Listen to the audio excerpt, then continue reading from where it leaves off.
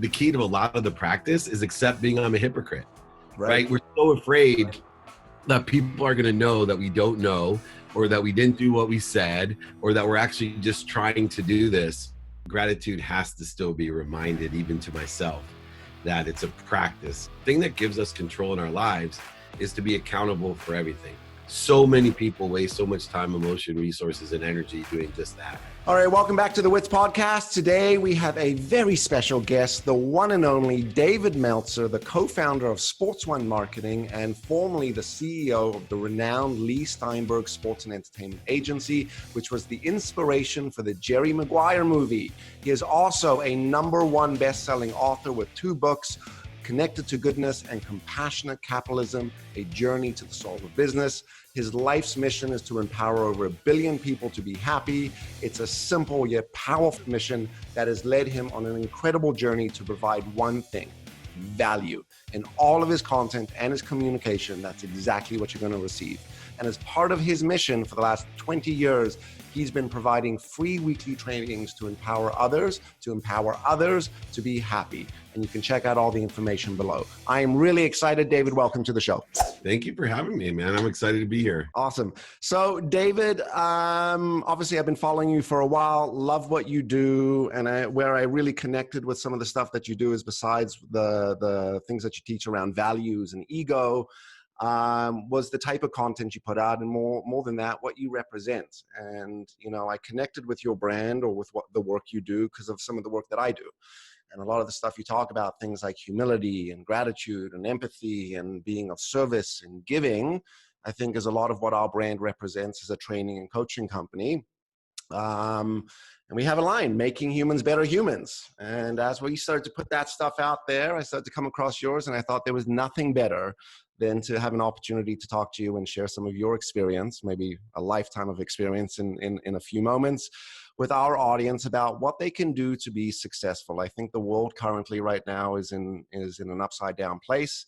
We're in a place of rebirth and rebuilding and opportunity and innovation, and it's going to require things like resilience and grit and a lot of effort and, you know, work to build something. And again, your story is a story of rebuilding. So with that being said, I just wanted to pick your brain and shoot the shit with you for a little bit and see what you had to share with us. Sounds great to me. Awesome. So David, why don't we begin with this? I love your whole piece on values, and just for the audience, you know, I know you talk a lot about things like radical humility, and that's a huge piece of what allowed you to be successful. But why don't you talk to us about what those 4 values are that you talk a lot about? Sure. The first one's gratitude. And it's so ironic to me that, you know, gratitude has to still be reminded, even to myself, that it's a practice. And gratitude basically gives us perspective. It allows us to see the light, the love, and the lessons in everything that we're doing. You can say thank you. We've been taught to say thank you even before preschool. So forget the book that says, you know, everything I learned in kindergarten. Mm-hmm. Even before kindergarten, gratitude was taught to us, but yet for some reason we have to be reminded to say thank you, to see the glass half full, to look for the light, the love, and the lessons in everything. The second value is forgiveness. And I always say forgiveness is the means by which we can unwind the untruths in our lives. And it's a powerful statement. We only have to forgive one person. That's ourselves, so that we can give forgiveness to others. We never forgive someone else because they deserve it. It's actually because we deserve the peace, the neutrality, Right. to be in the flow, the realization that we are all connected to each other, and that we're going to live and learn and make mistakes and live those lessons. The third is accountability, which gives us control of our lives. You know, most people feel insecure, and it leads to the fourth value of mine, because they feel that they have no control in their lives. The thing that gives us control in our lives is to be accountable for everything. What did I do to attract this to myself? What am I supposed to learn from it? And those are truly the key components of understanding the difference between accountability, liability, and responsibility. Liability and responsibility deal with damages and blame, where accountability, it really deals with control. And then finally, inspiration or effective communication is the major shift in the paradigm in my life. It's the one that says, not only am I connected to everything and everyone, but I'm also connected to the greatest source of power, light, love, and lessons at all time. And I need to allow that to come through me for others. And that's really the crux of the four values. Gratitude gives us perspective, forgiveness gives us peace, accountability gives us control, and effective communication allows us to be in spirit or inspired to Very live in cool. the world of more than enough. Very cool. I talk a lot about self-awareness, and I talk a lot about the difficult true self-awareness takes, which is responsibility and accountability, is really leaning into our not just lessons lived, but where we've maybe screwed up or contributed, or I think as you've maybe shared and I've heard you talk about in the past, what you've attracted to you and why you need to take responsibility for that. Talk to me a little bit about ego. I know ego is a big thing for you. Yeah, so ego edges goodness out of our life. Ego is the idea that, we create the corrosion, the interference between us and everything else that we're connected to. And so I have a practice of ending fear. And it's one of being a ferocious Buddha, one being ferocious enough to be aware of and stop when we're in ego-based consciousness, a consciousness that accelerates us in the wrong direction, that creates void, shortages, and obstacles to what we want, but then also to be a Buddha, to live and drop down to center and to neutrality. And so I'm in a constant practice of ending fear, of understanding my needs that are created by the ego. The need to be right is one that I have. The need to be offended, the need to be separate, inferior, superior, anxious, frustrated, angry, guilty, scared, all of these different things that I've wasted time, emotion, energy, and resources on in moving in the wrong trajectory. So ego is a huge component. The ego-based consciousness is a huge study, and the practice of ending fear is a journey that I'll never stop fighting. Mm. Yeah, I mean, I think it's really, I love the fact that you keep using the word practice. I think that's the most important thing that we could do as people, is just keep practicing and practicing and practicing and practicing, right? But how hard is it, do you think, for, call it the average person or people in general, to start to let go of some of that ego or understand where it is limiting them? I talk about and help people with that practice by saying, look, let's take in context that most people spend years in ego-based consciousness with no enlightenment and no awareness. And if you can just move it to months, and then to weeks, and then to days, and then to hours, and then minutes, and then moments. The Yeah. interesting thing is that all of these practices that we talk about, gratitude, empathy, accountability, effective communication, the practice of ending fear, taking inventory of your values, doing it now, studying your calendar, all the things that I live by, I still, as much as I know them, will forget. And not only forget, but I'll find myself moving in the wrong trajectory. And my challenge or my practice is, how quickly can I get back to center? How can I find that neutrality?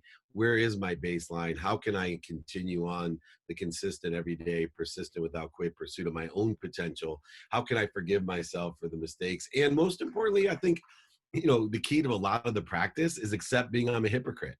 Right. Right? We're so afraid that people are going to know that we don't know, or that we didn't do what we said, or that we're actually just trying to do this. It would almost be like, when you're 5 years old, just starting to play baseball, and you had to forgive or say sorry for striking out. Right. Where, because literally that's not the way it works, but yet we think when it comes to the ego and the practice of ego and the practice of these things, that somehow it's different than striking out. You don't apologize for striking out. Not if you Mhm. did your best, you're having fun, and you're learning something, right? If you're doing those three things, there's no apology for making a mistake or being a hypocrite or learning or growing or accelerating or changing your mind. But Mhm. yet so many people waste so much time, emotion, resources, and energy doing just that. Yeah, no kidding, no kidding. I love the fact that we are hypocrites, all of us, and not that we intend to be, but I think in our best effort to move forward, we slip back to old habits, we fall back to our patterns. Unfortunately, our parents screwed us up, and that's going to take a lifetime to, in some cases, unlearn and create those new neurological connections. But again, it's about, I think, catching yourself in the moment. So, how do you think, or how important is consciousness to help manage the ego and live Yeah, these values? I think individual consciousness is important, but also there's a collective consciousness. And so understanding what I call the conscious continuum helps to understand how difficult it is to create or shift our energy or our frequency, meaning that one, we have a conscious, what we think, say, do, and believe, but we also have a subconscious with the neural pathways that are formed from the behavior that we have. At a minimum, every 21 days, if we do something consistently, it'll start to formulate, Right. determined upon one thing, our unconscious. So, some people would say, well, why, if it takes 21 days to create a neural pathway, why can't I quit smoking in 21 days? Why can some people quit smoking in one day? Well, because we all are built with a hard drive. We have our own quantum memory. We have a thing that may take lifetimes, if not generations, in order to effectuate a new frequency to break the chain. And so the more conscious we are about what exists in the 40,000 of the same thoughts we have in our subconscious or in our our unconscious competency, Yeah. our DNA, how we can through the epigenetic layer activate what we want from our hard drive. All of these things are so multivariable and so complex that people get frustrated, stuck, and continue to act in the same way. And although they're anticipating different things, they end up feeling stuck or with the same exact things coming into their lives. Yeah. I think you call it zeroing out. Is that what you call it? Yeah, Right. zeroing out. Talk to Because us a little bit about what zeroing out is.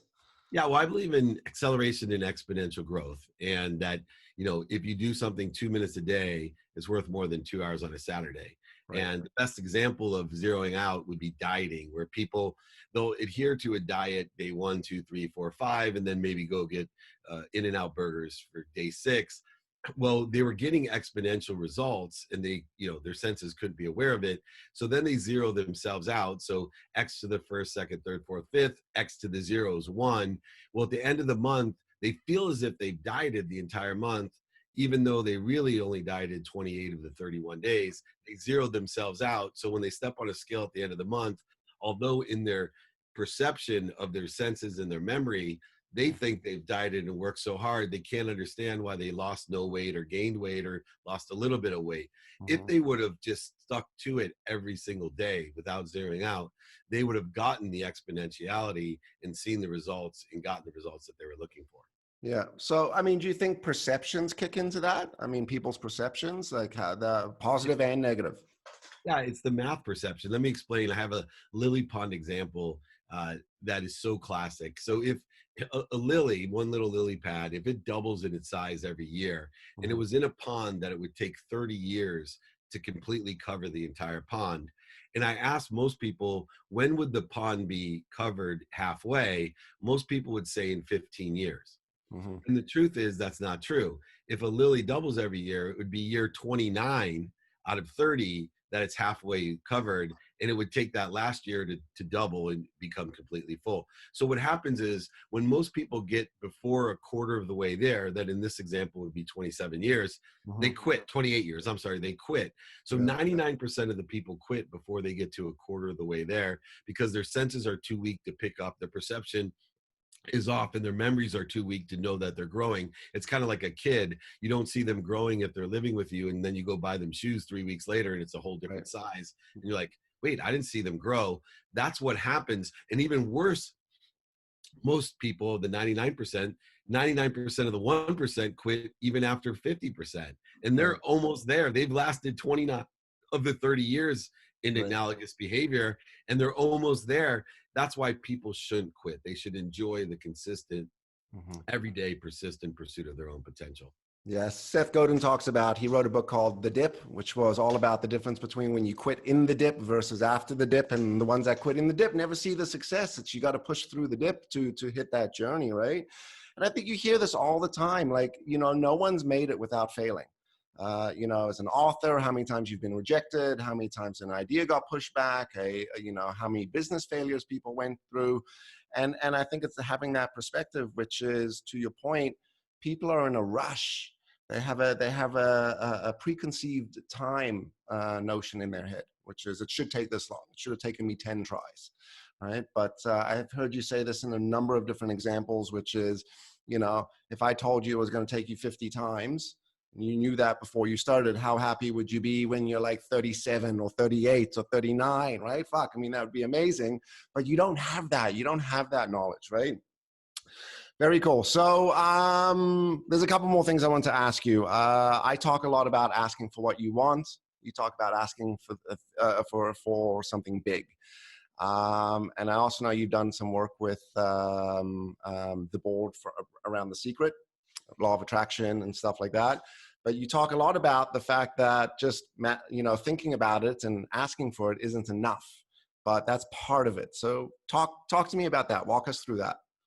Yeah, well, first, the law of attraction is misunderstood. It's not just a matter of putting your attention into something. You have to add the intention. And intention is the aggregate of what you think, say, do, and believe, and the unconscious competencies that you have, meaning your own personality traits, characteristics, obsessions, and addictions. And when you aggregate all of those, you have not only the law of attraction creating a frequency for yourself, but you have the law of Goya. John Assaraf taught me, get off your ass. And we have to take action in order to create a reaction. Nothing happens until it moves. From the greatest scientists of all times will tell you, including Einstein, that nothing happens until it moves. I believe you get one action in the day, everything else is a reaction to that. Most people think that they can sit at home high on their mom's couch, sick and broke, dream about having a Ferrari. I believe you have to aggregate not only what you think, but what you say, do, believe, and all of the other unconscious competencies in order to effectuate a frequency that then attracts what you want. And so there is the variable of attraction, but it doesn't happen without you putting attention plus intention, and that will equal the coincidences that you want. I believe it's a mathematical equation. That's why I study, which studying means attention plus intention. What I have planned during the day, what I don't have planned during the day, in my sleep, I call it studying my calendar, which is one of the best practices that I have in order to effectuate the coincidences that I want.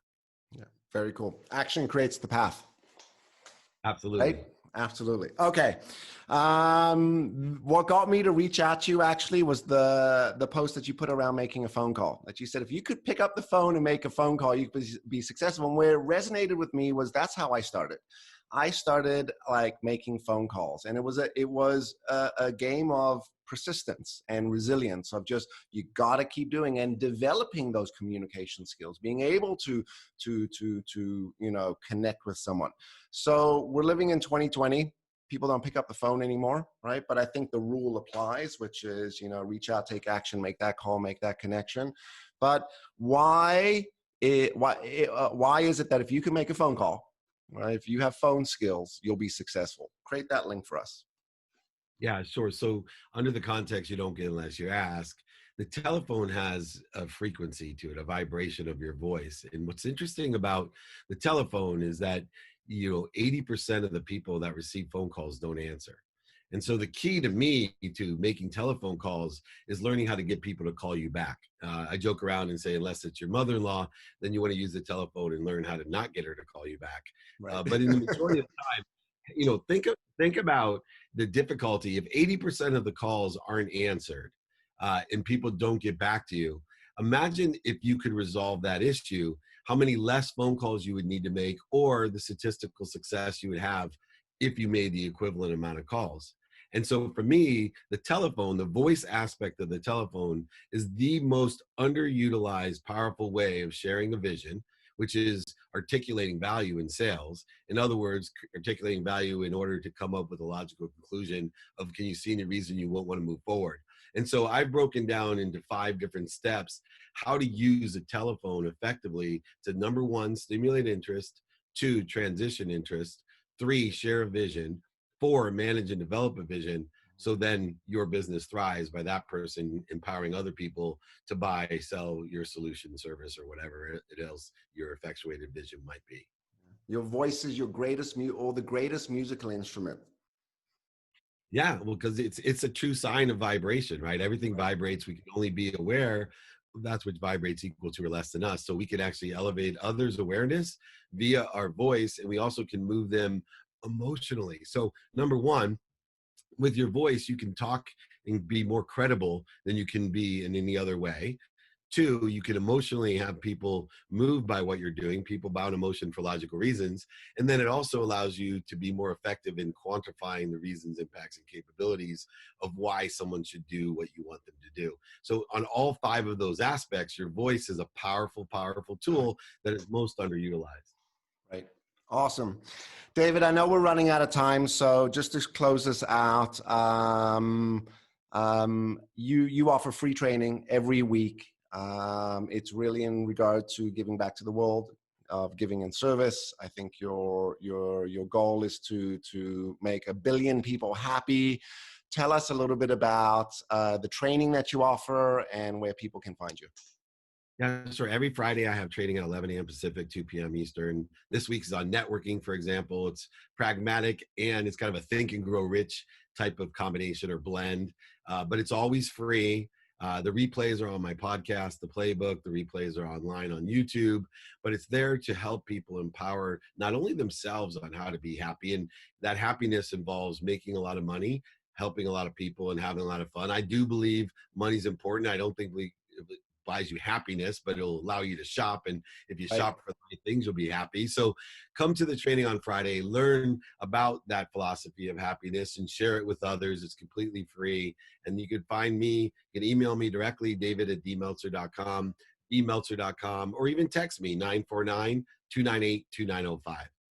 That's amazing. David, you are absolutely everything that you represent. Everything that people see in your social and your content, I think is true. I love the work you do. I love the teachings and the coachings that you offer. You are literally representing the training and the coaching world. So thank you for doing what you do. And today was awesome. Really appreciate the time. And for the rest of the audience, this is true. Ask for what you want. I reached out to you and said, hey, can we talk? And you said, yeah. It's amazing. Absolutely. All right, You can't David. ask big enough. Amazing. David, thank you so much. And we will make sure that we've got all your information posted for everyone to come check you out. Thank you. Take care. Be well. You too. Thanks for the time. I'll talk to you soon. I'm Greg Witz. Thanks so much for coming and checking out the video. If you like that video, you're going to love the next one. So I'd highly suggest that you click this video over here. And don't forget to subscribe and share.